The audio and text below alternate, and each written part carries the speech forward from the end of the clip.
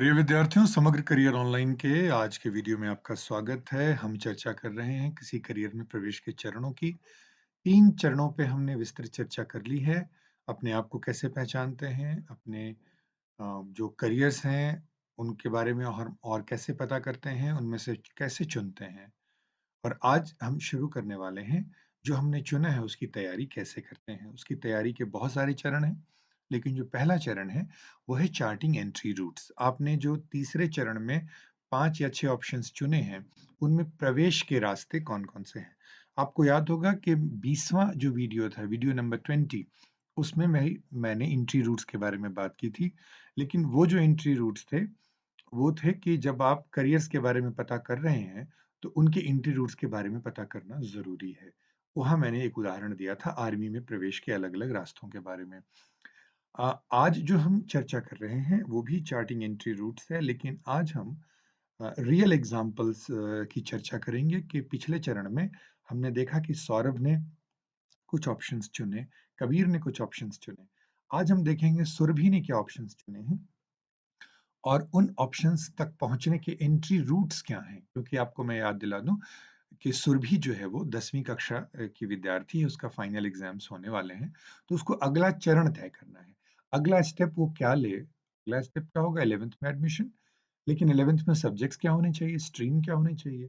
वो इस बात पे निर्भर करेंगे कि सुरभि ने जो पिछले चरण में ऑप्शंस चुने हैं 4, कॉलेज प्रोफ़ेसर बनना चाहती है वो इंग्लिश की, जर्नलिस्ट का भी एक ऑप्शन, पत्रकार का एक ऑप्शन, संपादक बनने का एक ऑप्शन रखा है, मनोवैज्ञानिक साइकोलॉजिस्ट भी एक ऑप्शन रखा है और एक प्रशासनिक अधिकारी, आईएएस, एचएएस अधिकारी, वो भी एक ऑप्शन रखा है।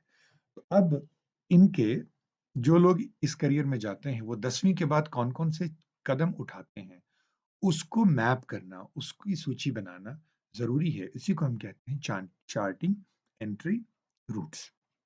तो आइए इसी उदाहरण को थोड़ा हम और आगे बढ़ाते हैं। यदि कॉलेज प्रोफ़ेसर बनना है, अंग्रेज़ी पढ़ानी है सुरभि को आगे, तो अगला चरण होगा प्लस 2 में अंग्रेज़ी पे बहुत मेहनत करें, अंग्रेज़ी एक विषय लें। ग्रेजुएशन में भी अंग्रेज़ी उसका एक मेजर सब्जेक्ट है, जिसको ऑनर्स का सब्जेक्ट कहते हैं, वो होना चाहिए। मास्टर डिग्री अर्थात एमए अंग्रेज़ी में उसको करनी चाहिए।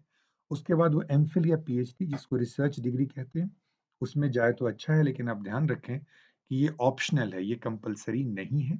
आपको याद होगा दूसरे या तीसरे वीडियोज़ में मैंने कितने टाइप की डिग्रीज़ होती हैं, वो एक्सप्लेन किया है, तो आपसे रिक्वेस्ट होगा कि आप उसको दोबारा उस वीडियो को देखें, यदि आप ये भूल गए हों कि रिसर्च डिग्री किसे कहते हैं। लेकिन जैसा मैंने कहा, कॉलेज प्रोफ़ेसर बनने के लिए रिसर्च डिग्री कंपल्सरी नहीं है, लेकिन यदि आपके पास है, तो आपको उसका फ़ायदा मिलेगा।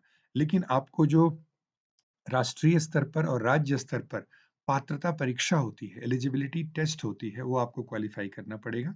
राष्ट्रीय स्तर पर जिसको नेट कहते हैं, राज्य स्तर पर जिसको स्लेट कहते हैं, स्टेट लेवल एलिजिबिलिटी टेस्ट, वो क्वालीफ़ाई करना पड़ेगा। फिर वैकेंसी आएगी, आप फॉर्म भरिए, स्क्रीनिंग क्वालीफ़ाई कीजिए, साक्षात्कार इंटरव्यू क्वालीफ़ाई कीजिए और कॉलेज जॉइन कीजिए। तो ये एंट्री रूट होगा कॉलेज प्रोफ़ेसर का 10वीं के बाद।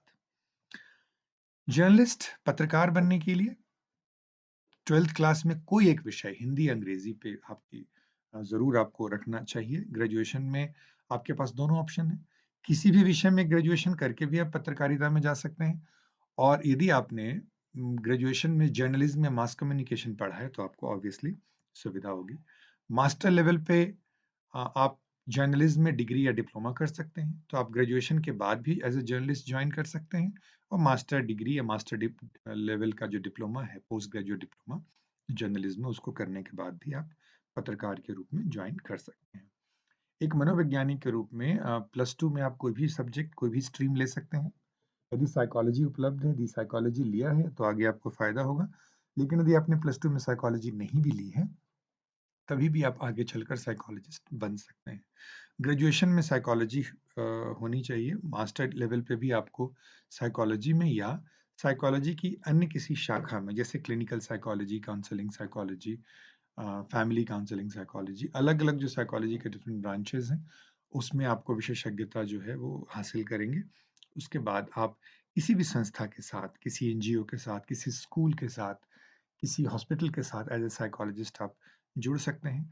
आप चाहें तो मास्टर डिग्री के बाद रिसर्च में जा सकती हैं, एमफिल या पीएचडी कर सकते हैं ये, लेकिन ये ऑप्शनल है, ये करना आवश्यक नहीं है। करते हैं तो आपको इसका फ़ायदा मिलेगा।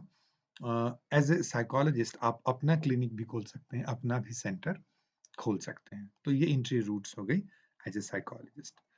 चौथा जो सुरभि ने चुना था, वो चुना था सिविल सर्वेंट, प्रशासनिक अधिकारी। उसके लिए आपको किसी भी विषय में आपको ग्रेजुएशन करनी पड़ेगी। कोई भी विषय हो सकता है, साइंस का, आर्ट्स का, कॉमर्स का, इंजीनियरिंग का, मेडिकल का, लॉ का। किसी भी विषय में ग्रेजुएशन करने के बाद आप सिविल सर्विसेज़ का एग्ज़ाम दे सकते हैं। लेकिन मैं हमेशा रिकमेंड करता हूँ कि आप किसी सब्जेक्ट में पोस्ट ग्रेजुएशन ज़रूर करें, क्योंकि आपको सिविल सर्विसेज में एक विषय ऑप्शनल सब्जेक्ट के रूप में लेना पड़ता है। तो यदि आपने किसी विषय में पोस्ट ग्रेजुएशन किया है, तो आपका जो सिविल सर्विसेज का एक पेपर है, वो आपका आसानी से तैयार हो जाता है। उसके बाद जो लोक सेवा आयोग है, राज्य स्तर पर और केंद्र स्तर पर, उसकी जो परीक्षा होती है, वो आप दें, रिटन क्वालीफाई करें, इंटरव्यू क्वालीफाई करें और उसके बाद जो है आप अ एक प्रशासनिक अधिकारी के रूप में सेवाएँ आरंभ कर सकते हैं। तो इस वीडियो में जो मुख्य बात मैं कहना चाहता था वो ये है कि एक ही लक्ष्य तक पहुँचने के कई रास्ते हो सकते हैं। आप सारे रास्ते नहीं चुन सकते। आप कौन-सा रास्ता चुनेंगे वो आपके जीवन की परिस्थितियों पर निर्भर करता है, बहुत सारी चीज़ों पर निर्भर करता है। अ, अलग-अलग रास्ते लग सकते हैं, लेकिन वो रास्ते दरअसल वो मिक्स कर जाते हैं, मर्ज कर जाते हैं और डाइवर्ज भी करते हैं मिलने के बाद। वो कैसे करते हैं, वो हम आगे आने वाले वीडियो में देखेंगे, क्योंकि अभी आपको पूरे रास्ते की मैपिंग नहीं करनी है। रियल लाइफ में आपको एक स्टेप एक बार में लेना पड़ता है, लेकिन वो एक स्टेप कौन-सा होगा, वो इस बात पे डिपेंड करता है कि आपने जो 4 करियर्स चुने हैं, उनके जो पाथ हैं, उसको हम एक जगह मैप करेंगे तो वो कैसा दिखेगा? क्या उसमें कुछ चीज़ें कॉमन हैं या वो कॉमन नहीं है? क्या चीज़ें हैं जो हम एक साथ कर सकते हैं ताकि हम मैक्सिमम करियर के लिए अपने आप को तैयार कर सकें? इन्हीं बिंदुओं पर हम अगले वीडियो में चर्चा करेंगे कि आखिर वो अगला स्टेप कौन-सा होगा और उसको हम निर्धारित कैसे करेंगे। तरीका यही है कि जो अभी सुरभि ने 4 करियर पाथ्स, 4 एंट्री रूट्स देखे हैं, उनको हम एक साथ देखने और समझने की कोशिश करेंगे अगले वीडियो में। तो अगले वीडियो का विषय है ड्राइंग करियर पाथ। तब तक आज के वीडियो को लेकर या अब तक प्रस्तुत किए गए किसी भी वीडियो को लेकर के आपके मन में जो भी शंकाएँ हैं, जो भी प्रश्न हैं, जो भी कमेंट्स हैं, वो इस ईमेल आईडी पे हमें भेजें और तब तक आशावान बने रहें, क्योंकि जब तक हमारे सपने ज़िंदा हैं, हम ज़िंदा हैं।